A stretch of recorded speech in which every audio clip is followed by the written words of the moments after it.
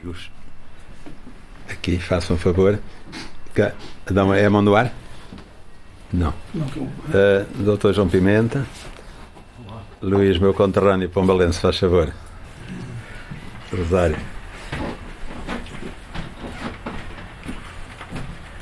Faz favor, pode começar.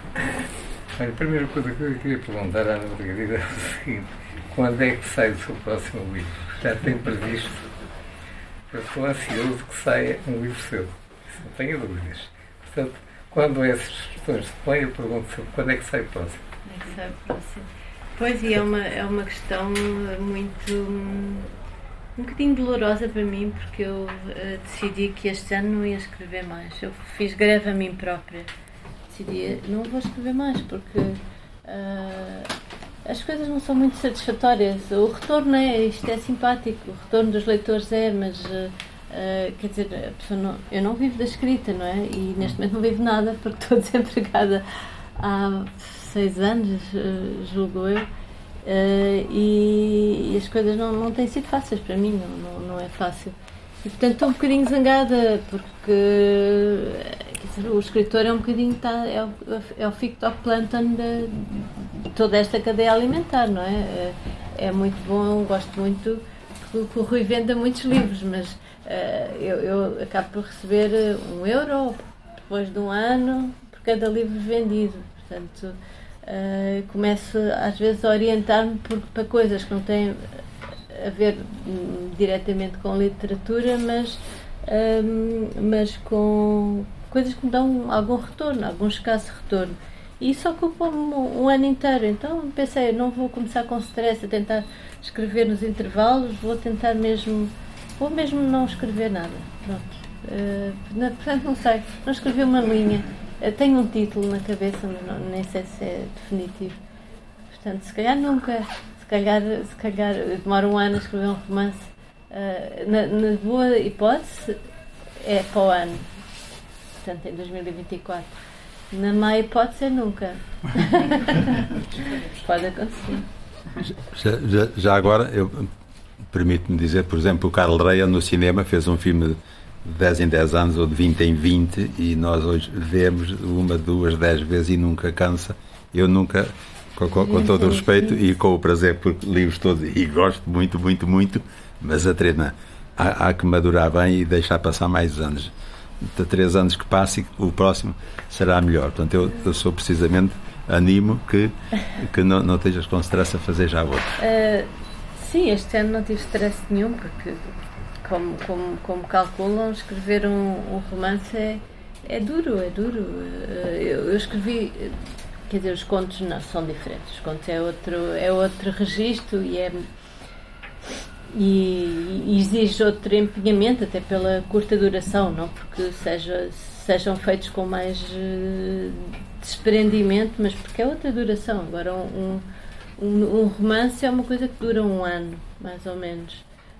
E ambos os meus romances foram escritos enquanto eu trabalhava, portanto eu tinha a parte financeira assegurada, trabalhava como as pessoas normais e depois escrevia o romance. E depois o terceiro, ganhei uma bolsa de criação literária. Este ano desapareceram, não sei, nunca mais ouvi falar, mas também não sei se posso concorrer e ganhar outra. E pronto, no fundo trata-se da prosaica questão da sobrevivência. Não da sobrevivência, que horror. O que é que eu estava a dizer? Sobrevivência são as pessoas que passam dificuldades e que estão aí em situações terríveis, mas da vivência do dia a dia, questões prosaicas do cotidiano. Já agora queria dizer só que essa coisa do meu filho João, que me disse, as crianças dizem muitas coisas interessantes, eu gosto, e lido muito bem com públicos infantis, com públicos adultos também, claro, mas gosto muito das sessões com crianças, porque elas têm um olhar muito puro, não é? Que é no fundo o que os poetas ainda vão buscar às crianças, é o olhar da primeira vez, aceitar o absurdo, aceitar a imaginação mais delirante, e é muito bom falar com elas quando não estão, às vezes, formatadas por aquelas coisas das escolas, dos exames, dos professores mais antiquados, não sei. E então o meu filho, só para contar esse episódio, o meu filho estava muito contente porque um amigo dele tinha um gatinho macho, e então ele estava a dizer-me: e pode ser que o gatinho um dia tenha filhotes, e então podemos ficar com o filhote desse gatinho.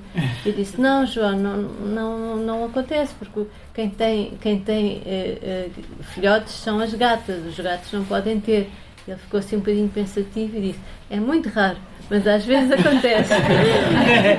E eu achei isso, eu tive que concordar, não é? De facto é muito raro, mas às vezes acontece, quem sabe. As fêmeas até podem, não é? Aquela coisa de poderem, os répteis, não é? De poderem gerar sem machos, portanto, quem sabe, até pode acontecer. Enfim, eu achei que essa era uma frase boa para um romance tão inverosímil, que é verosímil só como o próprio universo, que eu tentei que tudo batesse certo, e que achei que era uma boa frase pôr a frase dele. Foi um romance que eu expliquei ontem, foi difícil em publicar. Estamos a falar de Não se pode morar nos olhos de um gato. Foi difícil, não foi difícil escrever, foi o tal ano que eu vos contei, em que a pessoa está completamente imersa, e parece que ficamos assim num estado de tudo nos serve para o romance, tudo. A pessoa fica com um olhar tão vampirizado, como se fôssemos aproveitar, tudo pode, enfim, ficamos mesmo em estado numa circunstância de absoluta imersão naquelas histórias, naquelas personagens, ao ponto de eu a certa altura estava doente com não sei o quê, e pensei: querem ver que eu morro? Ainda morro, pensei eu. E depois pensei: que horror, e se eu morro agora a meio do romance, o que é que vai ser das minhas personagens? Porque ninguém sabia, eu ia à meio, ninguém sabia o que é que lhes ia acontecer, só eu é que sabia, mas não tinha escrito. E depois pensei: olha que pensamento tão estúpido, como é que a pessoa fica neste estado, que em vez de pensar o que é que vai ser dos meus filhos, o que é que vai ser dos meus pais, estou a pensar o que é que vai ser das minhas personagens, o que é que isso interessa. E depois lembrei-me de uma entrevista que tinha feito à Teresa Vilaverde, à realizadora, e ela teve um pensamento também assim, parecido, porque era na altura do filme em película, é que se mandava revelar para os estúdios. Bem, ela mandava revelar a bobina em França, e teve este pensamento, e mandou por avião, e pensou: meu Deus, e se o avião cai? Vai-me um filme lá dentro. E depois pensou: que horror, se o avião cai, morrem 500 pessoas, eu estou preocupada com o filme. E de facto a pessoa tem assim os pensamentos muito absurdos, e torna-se assim muito condicionada. O nosso olhar é muito condicionado, tudo posso aproveitar, tudo posso aproveitar para os meus romances, e é difícil começar, é como uma sinfonia, difícil é começar, passar do silêncio para a primeira nota, depois continuar, calculo que seja mais fácil, e terminar bom com coisa também, mas passar do silêncio para o som, isso sim é difícil, tal como passar do ecrã em branco para o princípio. E eu começo do princípio até ao fim, não ponho coisas intercaladas. Não sei se aqui o escritor presente também faz assim. Não chamo escritor, que eu meto-me já num buraco. Ora, é essa. Mas eu começo. Escrevinhadora. Eu também sou uma escrevinhadora, mas também escrevo.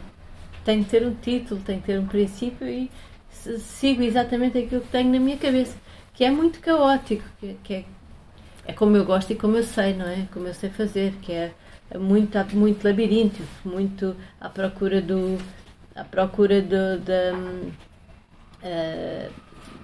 desorientação do leitor, à procura da paciência também do leitor.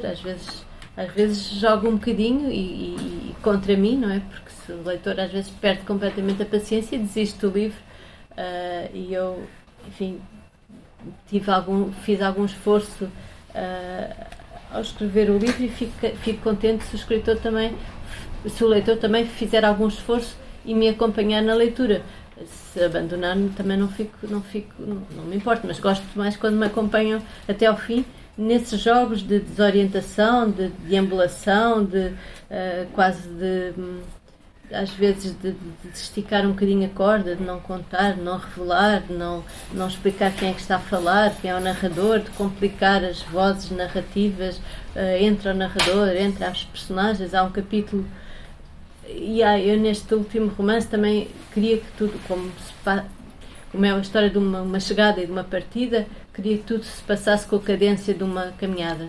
Portanto, há sempre coisas a acontecer, sempre coisas. E não...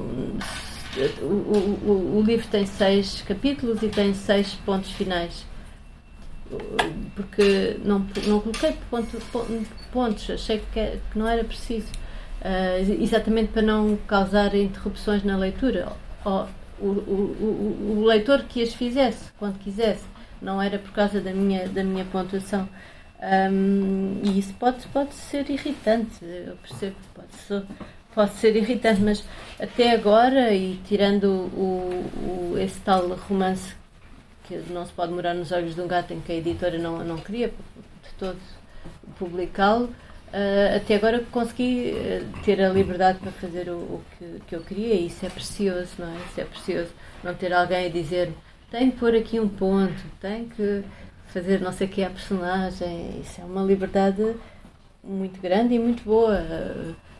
Agora podem-me dizer, mas os livros assim não são tão acessíveis, não são tão populares, não são tão vendáveis.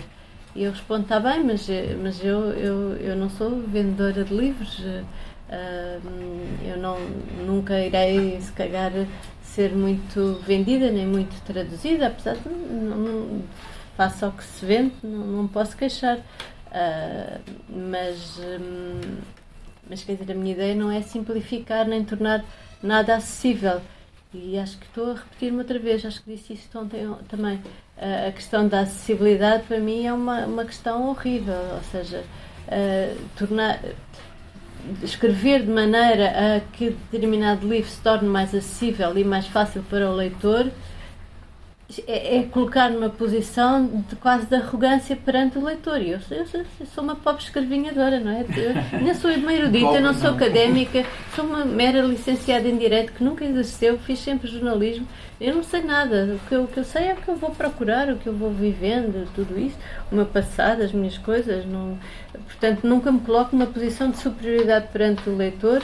E não era capaz de fazer este raciocínio de coitadinhos, eles não vão perceber, vou tornar isto mais facilzinho para os pobres leitores me seguirem com mais facilidade.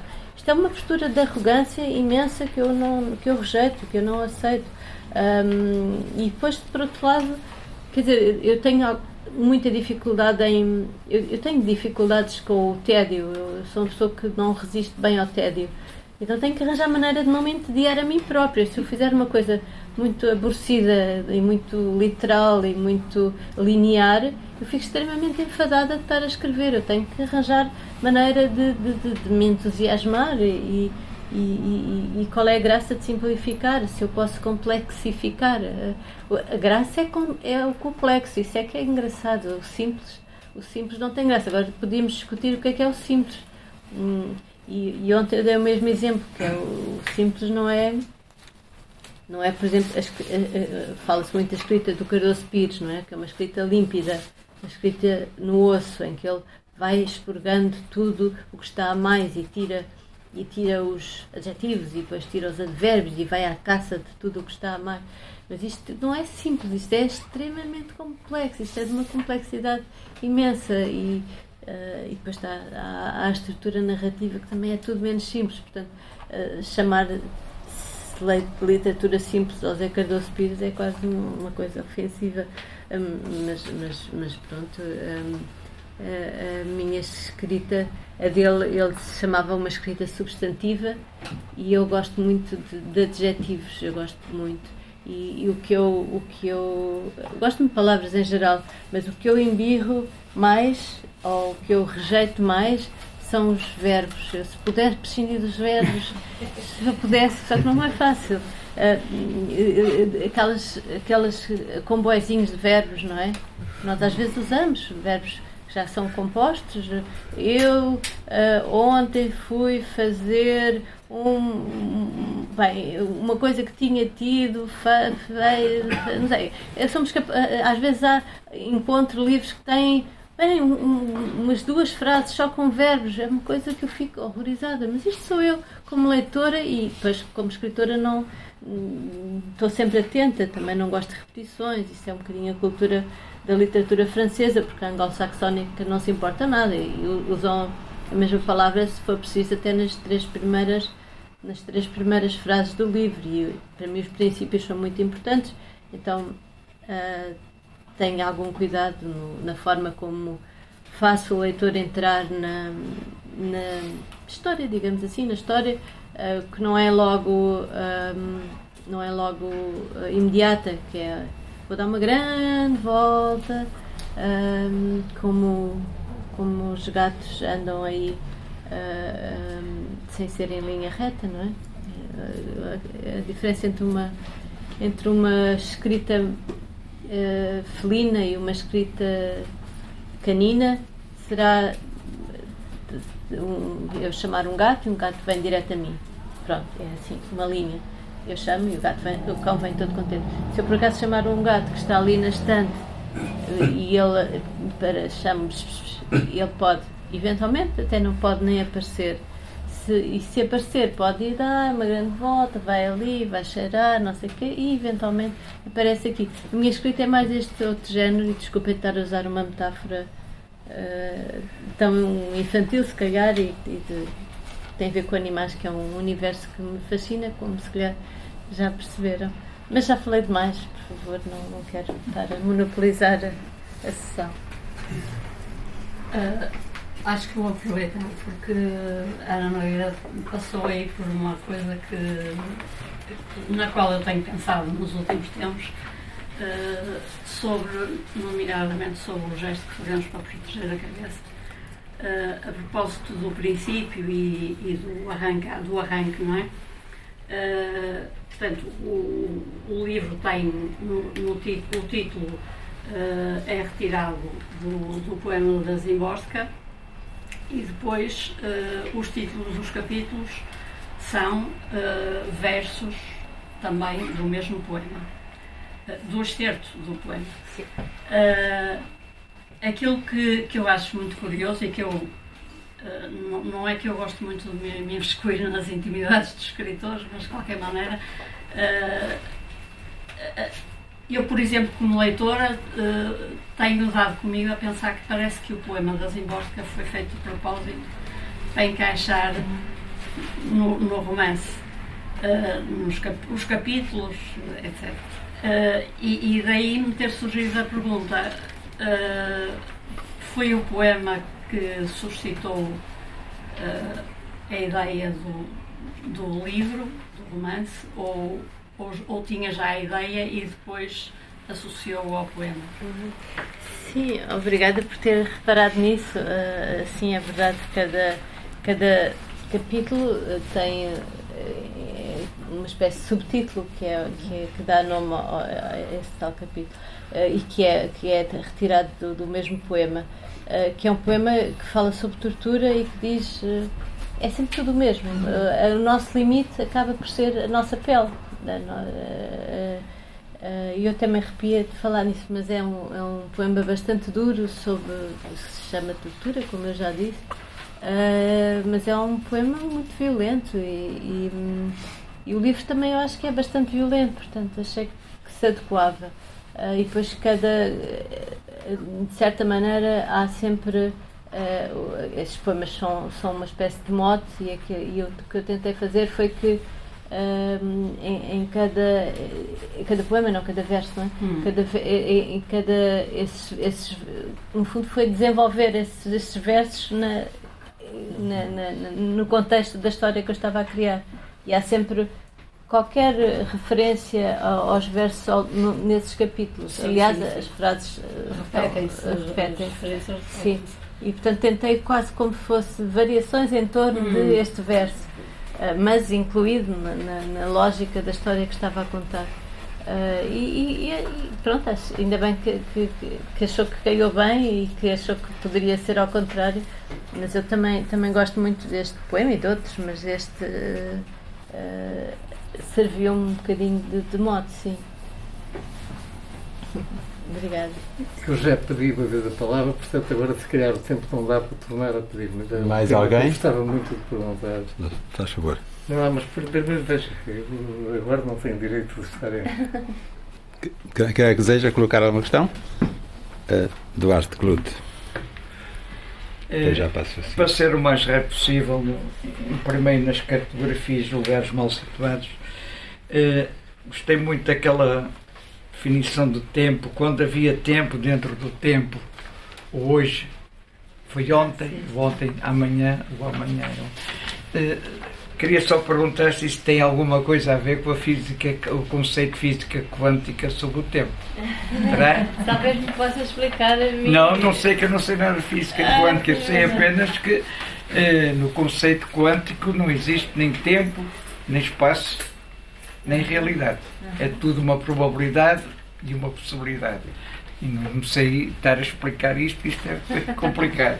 Mas lembrei-me, podia ser. E também gostei da Lepisma sacarina, que é um bichinho que eu odeio, porque eu gosto muito dos livros e eles entretêm-se a comer os livros todos. E também o livro como escudo.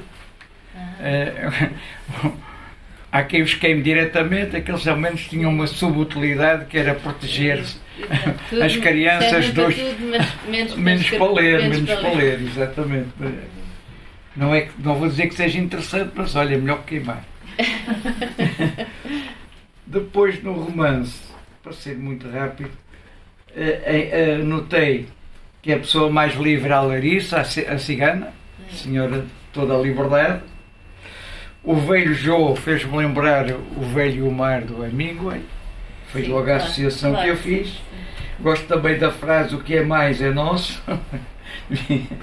E o nome da aldeia também gostei muito. E porque essa fixação sobre o número 7. 7 anos, 7 meses, 7 dias. Tudo se passa, o sétimo irmão é sempre que apanha a pior parte. Isso acho que ouvi dizer, não é? Que o sétimo filho, o sétimo irmão era uma espécie de maldição. Não sei se foi. Se calhar é por aí. É que o número 7 é um número muito complexo, é um número muito enigmático. Eu não percebo nada de numerologia. Nem eu também, mas sei que o 7 nem é um de física número... quântica, parece que estou no moral, só me faz pedir difícil. Não é essa a intenção, por favor. Não, mas a parte do tempo é um bocadinho aquela imagem muito boa do realejo, não é? Em que volta e meia há pontos que se tocam e depois se distanciam. A ondulação. Sim. E podem se cruzar, não é? Como aquela. Acho que foi meu pai, na verdade. Eu não costumo citar o meu pai, que vergonha. Mas meu pai que escreveu aquela história em que a Clio, a deusa das histórias. Clio é das histórias. A deusa das histórias de tempo. Portanto, estava a fazer uma tapeçaria e distraiu-se, entrelaçou os fios e depois apareceram os tais conquistadores de Lisboa, na Avenida H. Coutinho. Medievais, apareceram aquela tropa medieval na Avenida H. Coutinho do século passado, do século XX. E é engraçado às vezes esses entrelaçares de tempos e espaços e depois falou-me do número 7. Do número 7, sim, que entra em muita coisa, desde há várias religiões, a numerologia, o tarô, a psique.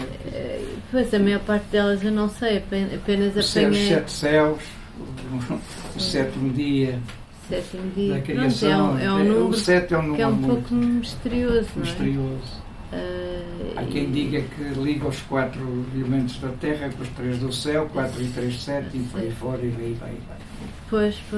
Sim, é um bocadinho por aí, é um bocadinho para ir buscar todas essas conotações e todas essas enfim, todo esse rastro que o número 7 tem, não é? Exatamente. E acaba por não ser muito importante para a história, mas é importante Exato, ser o número é a 7. constância do 7º filho, 7 dias. Sim, sim, sim. Parece muito o 7. Pois. Não tem nada de mal. Sim. Mas sim, não é por acaso, não é? Não foi. Se tivesse de escolher um número. Se tivesse de escolher um número para esse caso, não é sempre um número que é chamado para muita coisa. E eu já não sei dizer porque é que escolhi, já não sei, mas não é obrigatório. Podia haver uma razão específica na altura, mas agora já não. Sétimo mandamento, não cobiça a mulher do próximo. Daí que o povo pediu, traça ao 7. Por isso é que o 7 quer assim. Não foi por essa razão, seguramente. Mas podia ser. Tenho que me lembrar de uma boa resposta para essa pergunta. Olha, só para acabar, se fizer o favor, que foi uma parte que eu destaquei na página 230, a conversa da autora com o personagem Constantino.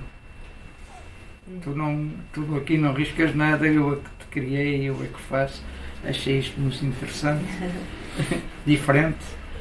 E a história também de não dizer o fim do livro, isto não tem importância nenhuma, porque não é por aí que se deixa de ler o livro. Também gostei disso. Sim. As pessoas dizem sempre essa coisa de. Às tantas tornou-se uma moda, não é? Sem querer revelar o final, sem querer ser spoiler, sem querer. Como se todos os livros fossem thrillers, não é? Como se. Para mim não é bem isso que me importa. Não me importa que as pessoas saibam o fim, importa-me é o que está no meio, que é muito maior do que o fim, é só um pouquinho. Mas obrigada. Muito obrigado. E ainda bem que não desistiu. Muito obrigado, Pluto. Alguém mais alguma questão? João Pimenta, faz favor. Eu queria perguntar o seguinte, o que acha? É uma impressão minha, não acha que o tema da guerra para um escritor é perigosíssimo? Isto a guerra em si mesmo é um perigo permanente, é um perigo.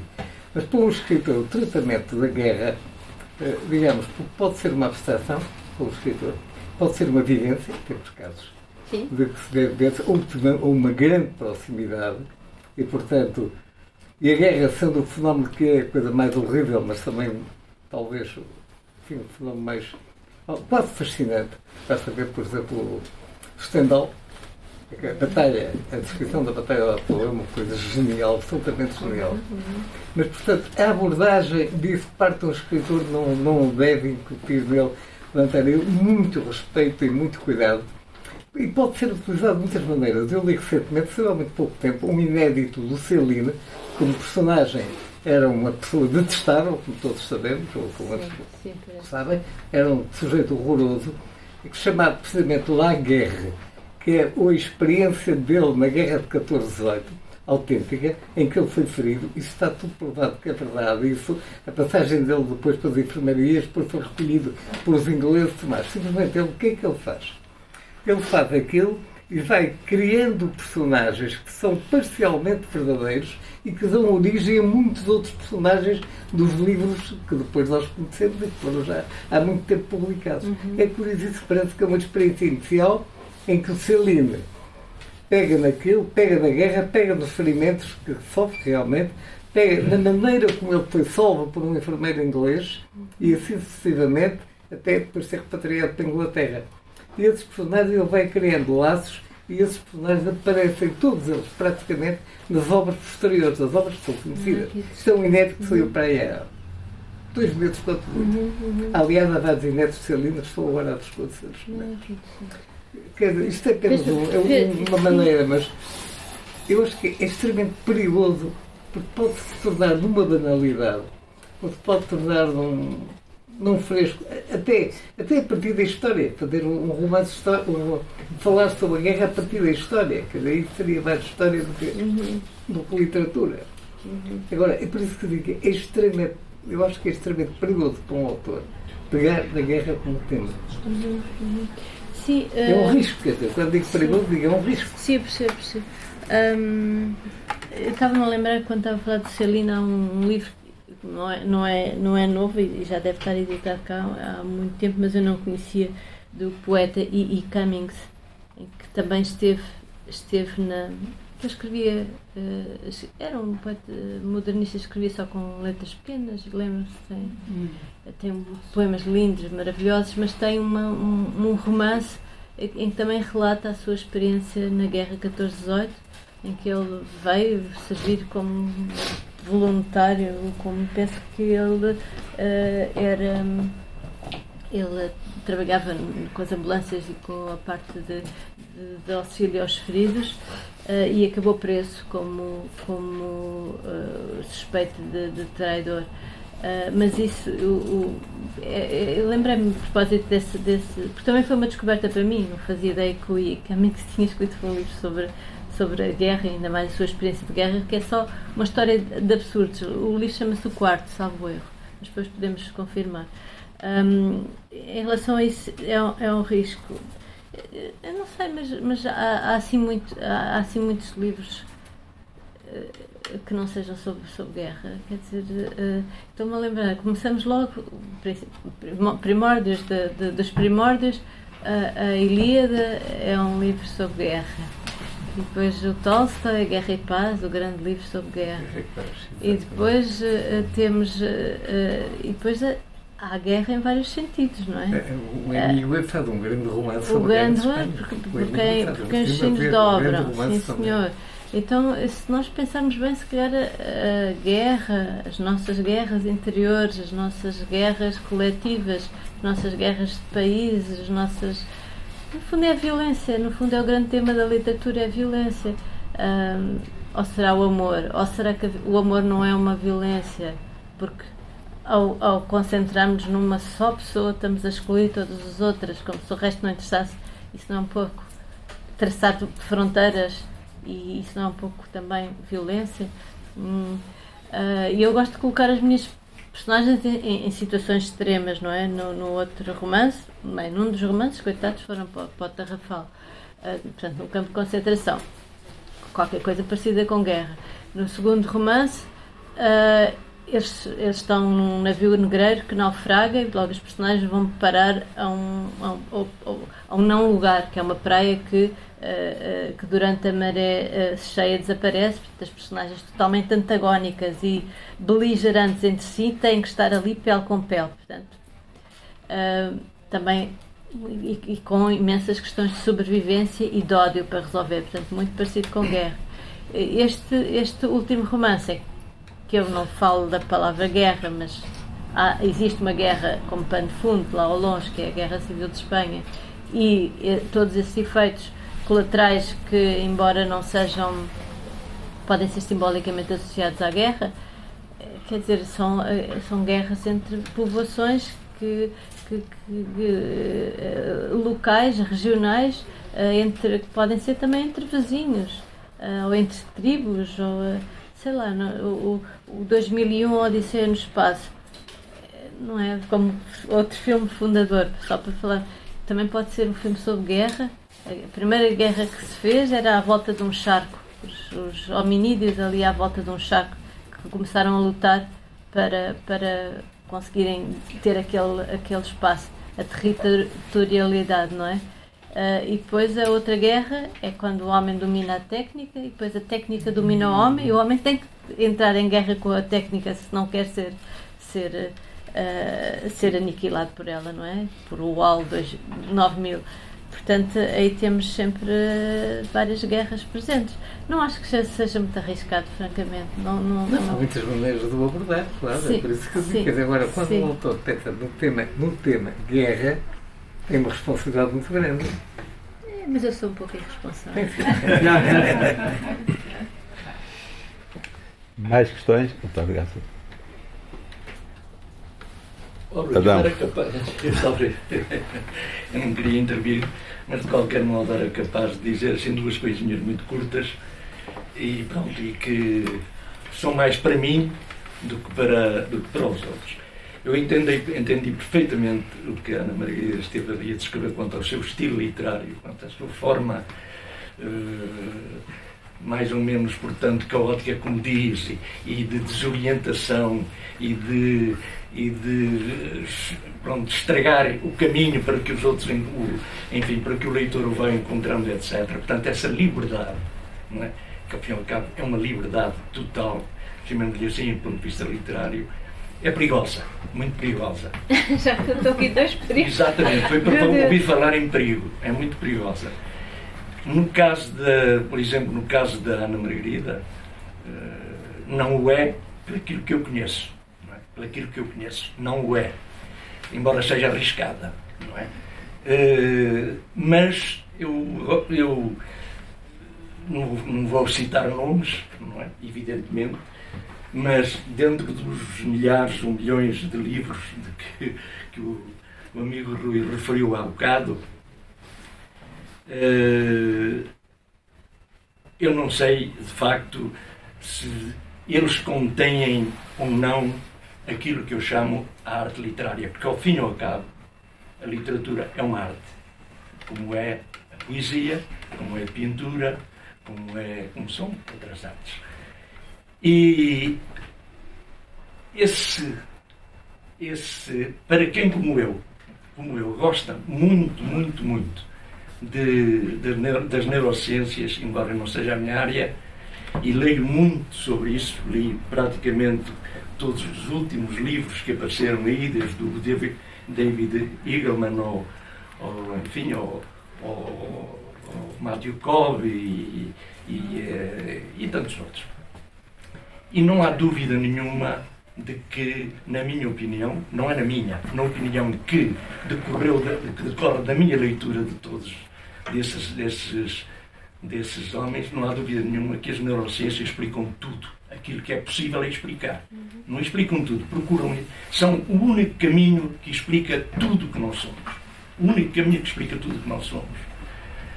Não há outro, na minha maneira de ver, não há outro. E, de facto, chega-se à conclusão de que o ser humano é uma estrutura extremamente complexa de sentimentos. Muitos desses sentimentos nós conhecemos. Não sabemos o que eles são. Sabemos o que, vai lá dizer, qual é o comportamento desses sentimentos dentro do comportamento humano, como é que eles se manifestam dentro do comportamento humano, não é? Todos conhecemos o sentimento do amor, o sentimento do ódio, o sentimento da alegria, o sentimento da tristeza, o sentimento da fome, o sentimento do desamparo, o sentimento da frustração, enfim. Mas, assim como há no universo uma infinidade de radiações, das quais nós conhecemos só parte, conhecemos os raios X, os raios laser, os raios gama, os raios ultravioletas, os raios infravermelhos e se calhar mais uma dúzia deles, mas os cientistas consideram que há imensas radiações. Até há radiações específicas, como por exemplo radiações cósmicas sobre os pilotos de aviação, que são radiações específicas. Portanto, há uma miríade de radiações que nós desconhecemos. Segundo os neurocientistas, nós somos uma estrutura de sentimentos, dos quais temos consciência de alguns, mas não temos consciência de muitos sentimentos dos quais somos constituídos e que são eles o que se manifestam muitas vezes em frações de segundos da nossa vida. Não sei se me estou a fazer compreender.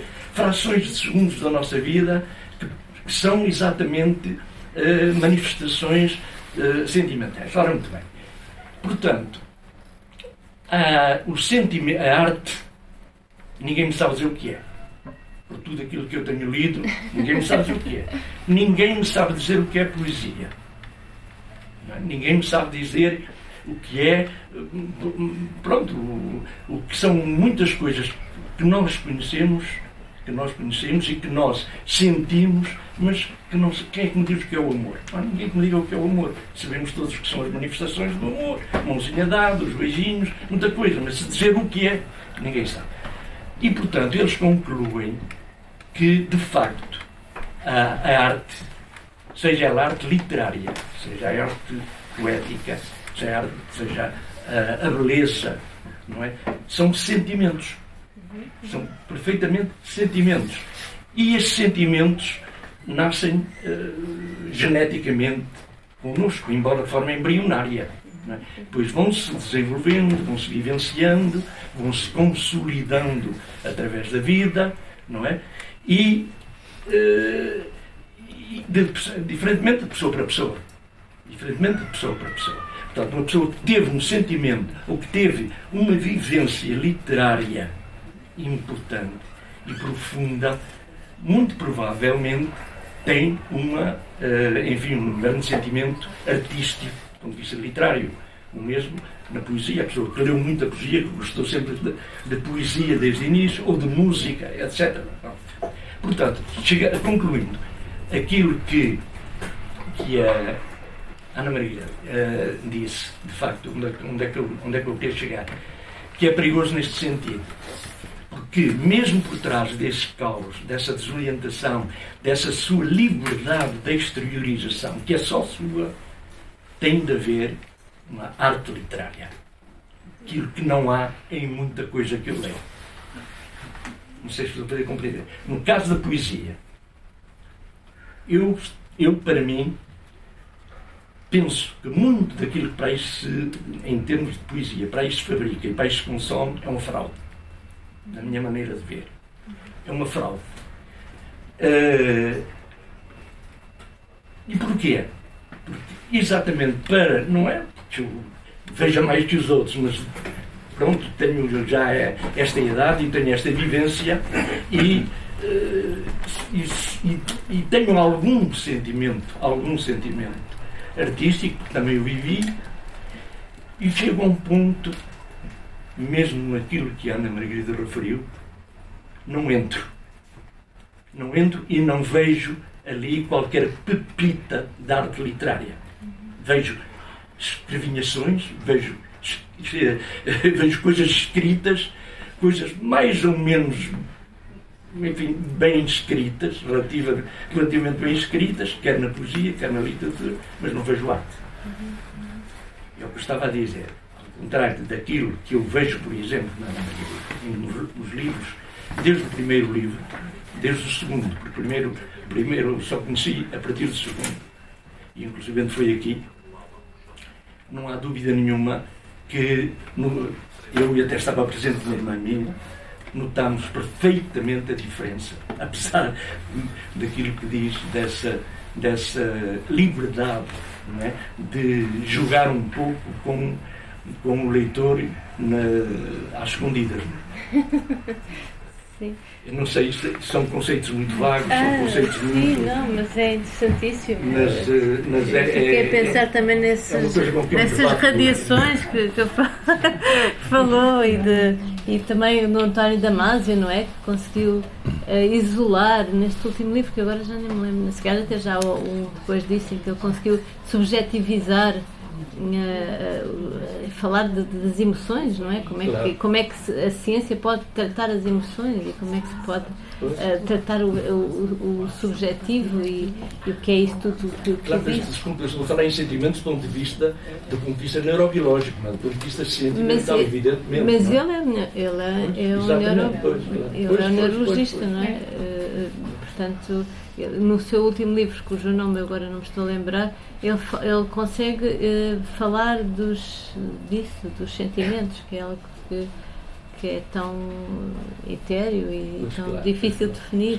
E por falar em definições, a definição de um poema é quase fazer um poema. Se eu desatasse a definir um poema, quase que fazia o próprio poema, não é? É de facto uma indefinição. E definir o que é arte e o que não é arte é uma discussão, meu Deus, que remete, sei lá. Mas é exatamente que não vai a minha dúvida. É que eu nunca encontrei qualquer ninguém, e já digo ninguém que de facto me satisfizesse, ou cujo conceito, ou cuja definição me satisfizesse. Não encontrei. A única sustentação que eu encontro é de facto nas neurociências. Porque as pessoas falam muito, por exemplo, em emoções, sentimentos. Emoções não são iguais a sentimentos. Emoção é uma coisa, o sentimento é outra. O sentimento é consciente. Não é? Lá está o Damásio, o sentimento simples, não é? As emoções não são conscientes, portanto, as emoções isto é quase instantâneo, este arco reflexo é quase instantâneo, não é? Quase instantâneo. De maneira que é só aí que eu vejo alguma base de sustentação para o conceito de arte e para o conceito de arte literária. Para o conceito eu diria que dos conceitos que eu gosto de dizer é muito impopular sobre o que é arte, é muito impopular e às vezes as pessoas saem da sala zangadas comigo. Para mim o que eu gosto mais é dizer que a arte é aquilo que é absolutamente inútil. A arte, a melhor coisa que se pode dizer da arte é inútil. O quadro na parede é inútil, não serve para nada, a não ser o que é.